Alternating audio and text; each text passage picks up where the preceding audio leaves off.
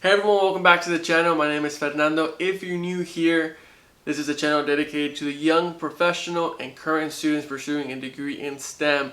Last week we did a video on how to prepare for the career fair, and this week I'm bringing to you a video on how to prepare for the interview.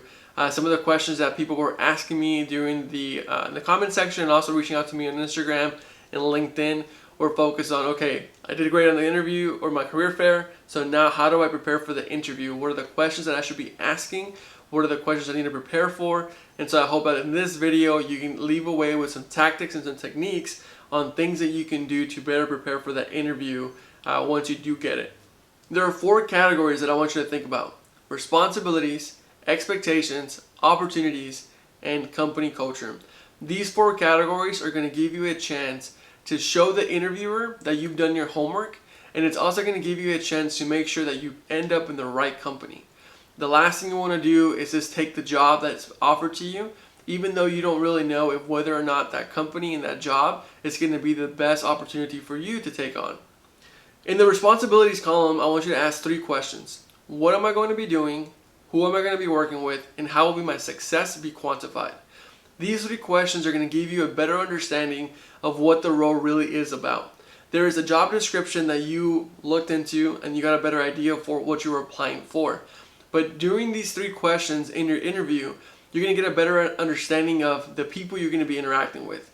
You're going to be able to understand, am I going to be working with a bunch of other interns or a bunch of other first-time hires, people who just graduated? Am I going to be put in a team where I'm going to be very technical, right? I'm only going to work on specific work. It's going to maybe give you a better understanding if you're going to be doing specific work in transportation versus water resources. And so when you first apply for a job, if you're straight out of college, there's going to be certain classifications that you're going to be able to fall under. And so when you're asking these questions, you're going to get a better feel for, okay, this is what I can expect the first 90 days. This is what I can expect the next 100 days. Now, the question on how will my success be quantified is very important, because you're going to get a better understanding of how to really be successful other than the fact that you just do your job. And so somebody who does their job is one thing. Someone who does their job successfully is a different story. And so I want you to ask those questions. When you ask the question is, how will my success be quantified? You'll get a better understanding of the things that people are looking for.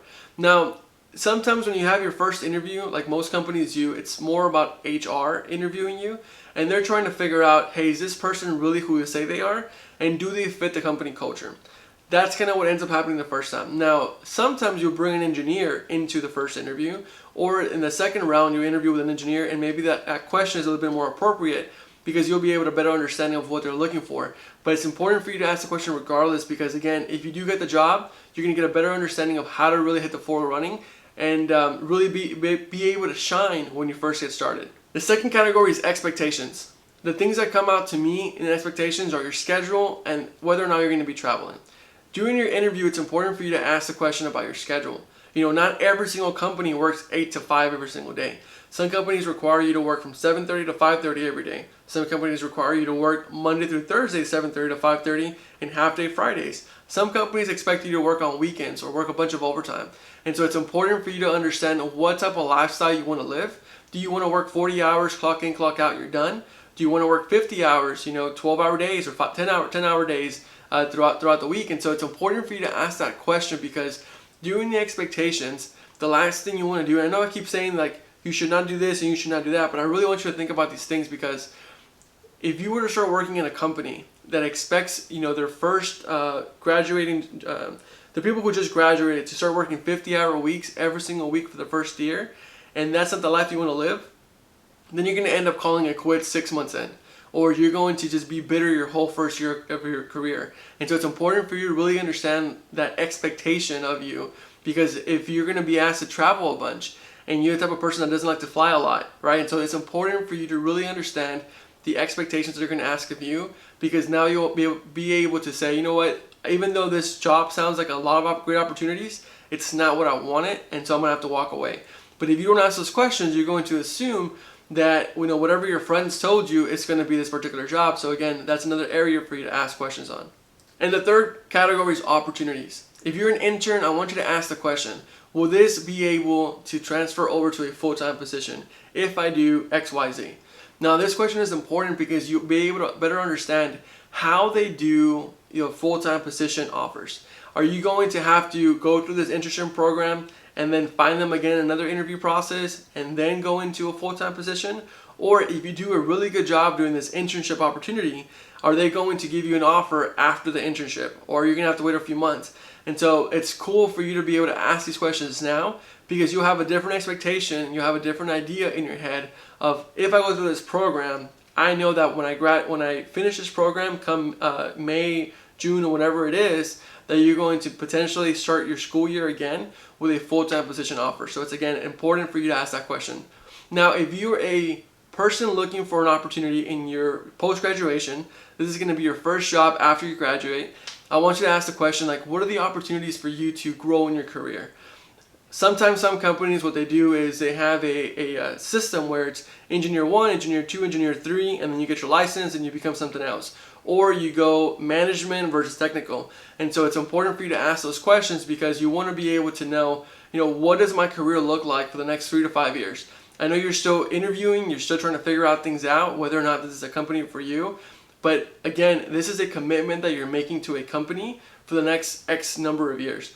And if you're just thinking really short term of I just need a job, I just need to make money, that's cool and all, but again, that 60-day mark, that 90-day mark, 6 months come through, I want you to not question whether or not you're in the right place. And so being able to ask these questions early on is going to give you a better expectation of whether or not this is the right place for you to say I do and sign the offer letter, or say, thank you for the opportunity to interview with you all, but this is not for me. Now I want to do a call to action for you all to really think about what you want to do with your career. There's things that you should know before you even get an interview. When you're having an interview with someone, it's a matter of whether or not I fit the company culture and whether or not this is the right role for me. I've unfortunately talked to so many students that they question whether or not they're good enough for this particular job, whether or not they have the qualifications. I constantly get DMs from people on Instagram saying, hey Fernando, my experience is working at Walmart or working at carpentry, and I just don't know whether or not I'm good enough for this job. The fact of the matter that you have an interview means that you are good enough for this job. So don't question yourself, don't second guess yourself. Know that you are valuable and that you bring so much to the table. And so you just have to be mindful of the experiences you've had in the past and try to parlay those into what you're going to be doing in the future. If you have customer service experience working at Walmart, those are good qualities that you can bring over to a team environment in your leadership skills and your communication skills and just your work ethic. And so it's important for you to not try to diminish the fact that you have experience working in customer service or retail, whatever it is. Those are good skills that you can put into the professional setting in the engineering world. But the other thing that I want you to think about is I want you to outline the top 3 companies you want to work for and what are the roles that you want to have in those particular companies. Let's just say that you don't get the job at that particular company, that you don't get an interview or whatever it is at that particular company.